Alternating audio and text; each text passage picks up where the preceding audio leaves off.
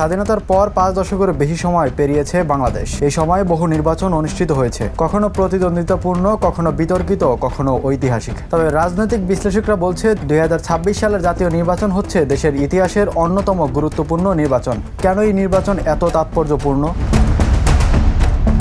20 কোটির বেশি মানুষের দেশ বাংলাদেশ, বিশ্বের 8ম সর্বাধিক জনবহুল রাষ্ট্র। এত বিপুল জনসংখ্যার একটি দেশে নির্বাচন মানে শুধু সরকার পরিবর্তন নয়, বরং রাষ্ট্রের নীতি, অর্থনীতি ও ভবিষ্যৎ উন্নয়নের নির্ধারক।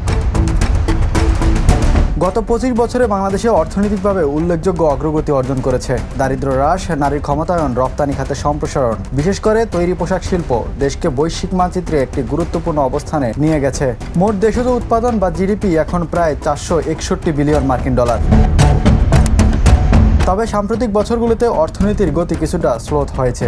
বাংলাদেশ ব্যাংকের তথ্য অনুযায়ী 2025 সালের জুনে শেষ হওয়া অর্থবছরে জিডিপি প্রবৃদ্ধি দাঁড়িয়েছে 3.97%, যা আগের বছরের 4.22% থেকে কম। একই সঙ্গে মূল্যস্ফীতি, বৈদেশিক মুদ্রার রিজার্ভের চাপ, আমদানি ব্যয় বৃদ্ধি ও বৈশ্বিক অর্থনৈতিক অনিশ্চয়তা সরকারের জন্য বড় চ্যালেঞ্জ হয়ে দাঁড়িয়েছে। অর্থনীতির পাশাপাশি রাজনৈতিক স্থিতিশীলতা ও গণতান্ত্রিক প্রক্রিয়া নিয়ে রয়েছে ব্যাপক আলোচনা। সুশাসন, নির্বাচন ব্যবস্থার স্বচ্ছতা, বিরোধী দলের অংশগ্রহণ এবং ভোটারদের আস্থা, এসব বিষয় 2026 সালের নির্বাচনে বিশেষ গুরুত্ব পেয়েছে বলে মনে করছেন বিশ্লেষকরা। বাংলাদেশ একটি প্রধানত মুসলিম দেশ, যেখানে 90% বেশি মানুষ ইসলাম ধর্মাবলম্বী, প্রায় 8% হিন্দু, বাকিরা অন্য ধর্মের অনুসরণ করেন। সামাজিক সম্প্রীতি ও সাম্প্রদায়িক স্থিতিশীলতা বজায় রাখাও আগামী সরকারের অন্যতম অগ্রাধিকার হবে। আন্তর্জাতিক প্রেক্ষাপটও এই নির্বাচন গুরুত্বপূর্ণ। দক্ষিণ এশিয়া ভূরাজনৈতিক ভারসাম্য, বৈশ্বিক শক্তিগুলোর কৌশলগত আগ্রহ, রপ্তানি বাজার ও উন্নয়ন সহযোগিতা সবকিছুতেই বাংলাদেশের অবস্থান গুরুত্বপূর্ণ হয়ে উঠেছে। ফলে 2026 সালের নির্বাচন আন্তর্জাতিক মহলেও গভীরভাবে পর্যবেক্ষণ হচ্ছে।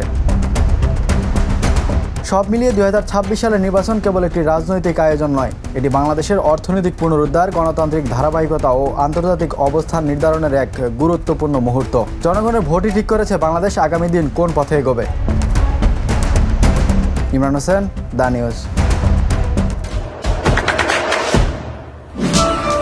দেশে দেশে সবার সাথে দ্য নিউজ।